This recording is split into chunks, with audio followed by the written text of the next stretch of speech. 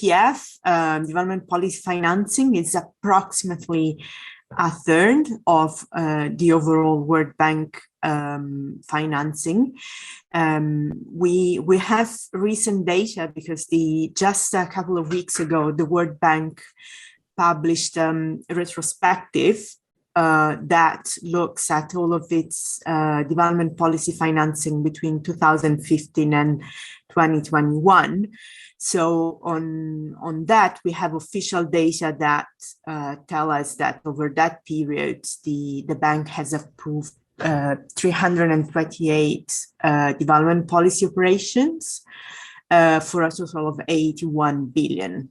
And this is slightly lower, a bit lower actually, than what was mobilized in DPF in the previous period, which was 2005 to 2015.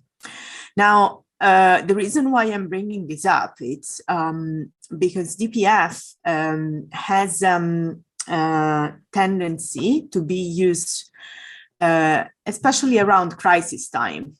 And this is in fact what triggered this specific research. So it tends to increase in the aftermath of the crisis. So for instance, we know that post the global financial crisis, it had reached around 40%. And the use of DPF definitely purposefully increased when COVID-19 exploded. And the reason why this is, let's say, problematic is that while on one side, DPF is a very good way to disperse money in relatively fast ways to countries. It's for World Bank standards, it's easier, it's faster to provide this money to countries than with infrastructure projects when a crisis explodes. At the same time, it's also a powerful instrument for the bank to push on countries its policy blueprint, all the more so in the aftermath of a crisis. As I skipped a slide, but I'll tell you why at the end. This was, as I said, what triggered this research last year to check what was happening with DPF, and in particular, what kind of policy reforms the bank was pushing on countries in these operations that were being financed during the COVID-19 response and recovery.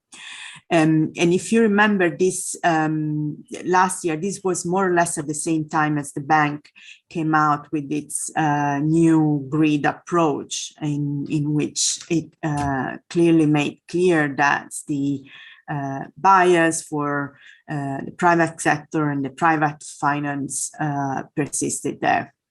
Now, with this research, we analyzed the development policy operations implemented between January 2020 and April 2021, which gave us a total of 90 operations, of which 45 were specifically COVID-19 related,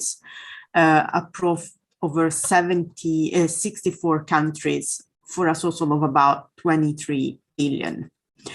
And what we did in the analysis was to look into the content of the prior actions. So mostly through word search, see what was being prescribed. And we focus on 7 policy areas, and I'm going to illustrate what we found. And at the same time, use these findings also to illustrate the concerns that we have and also our partners have around development policy finance in general. This is just a graph that describes the trends and the distribution of DPF in our sample, but we have the report, and the report is a more detailed analysis. So the first area of concern is fiscal advice and macroeconomic policy.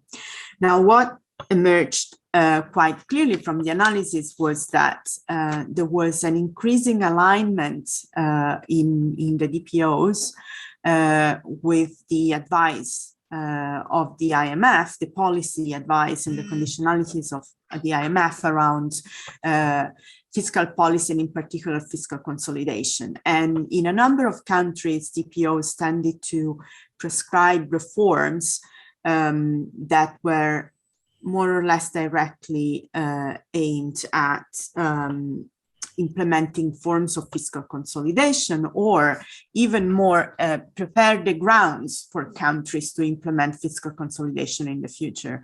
And this was very much in line with the trends. It feels very strange now because it's now that the new crisis is upon us, it feels like this was a long time ago, but it was just a year and a half that IMF and World Bank were actually telling countries to spend with the premises that in the space of 6 months, a year, they would be required to cut.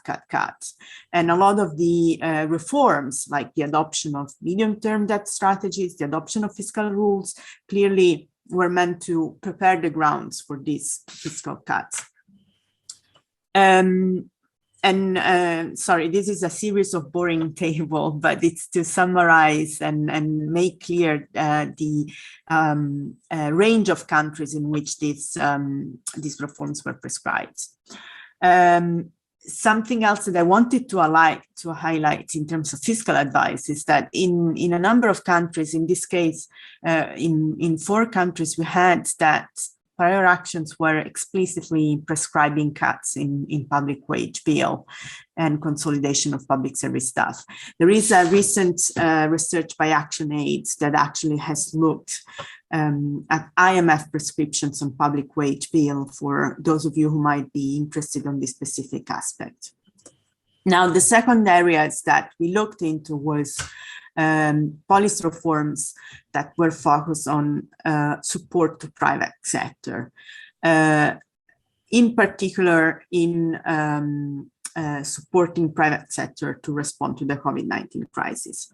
Now, what is to be said here is that well, support to private sector was present in the greatest majority of DPOs, especially the COVID-19 ones.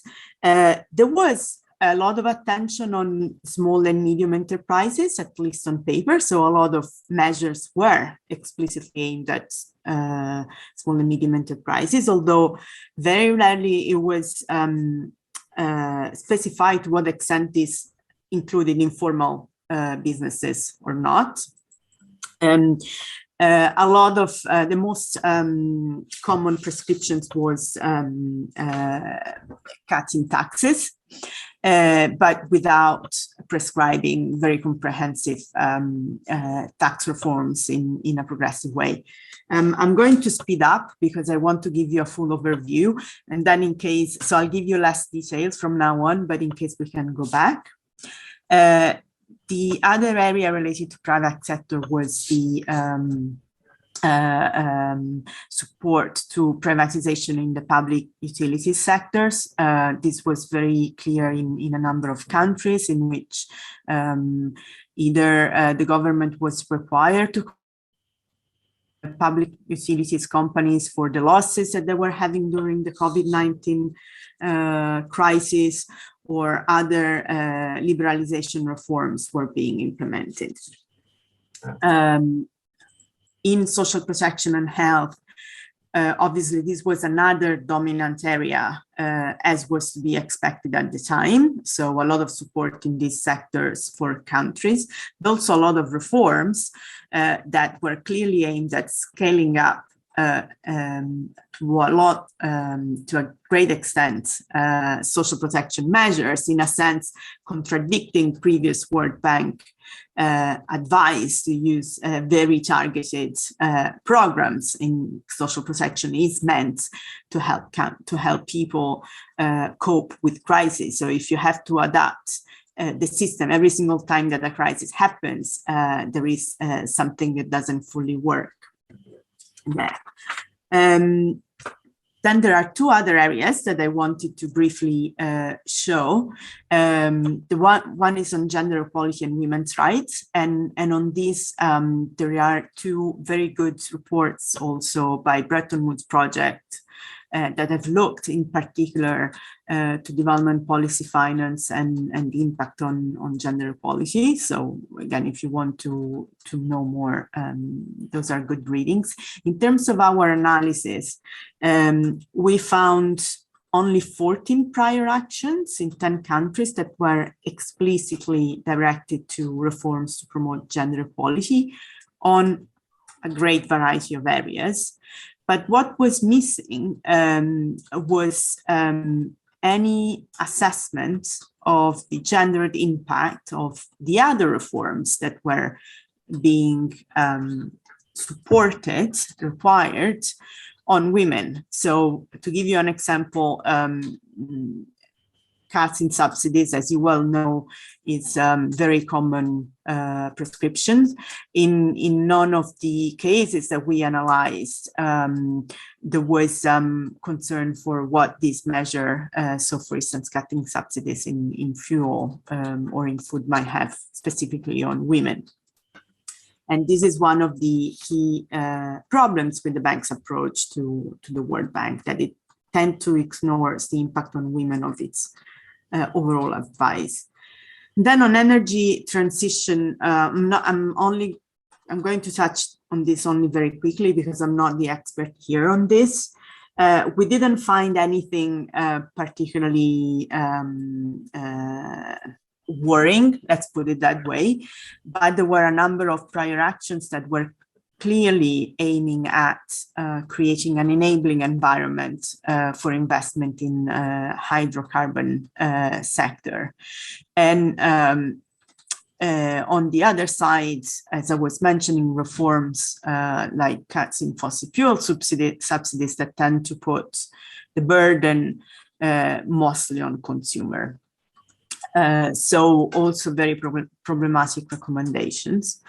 And then because I think I'm running out of time, but I do want to talk about this, given the focus of today's conversation, which is what I have called the incoherent approach to transparency and accountability that emerges from these programs.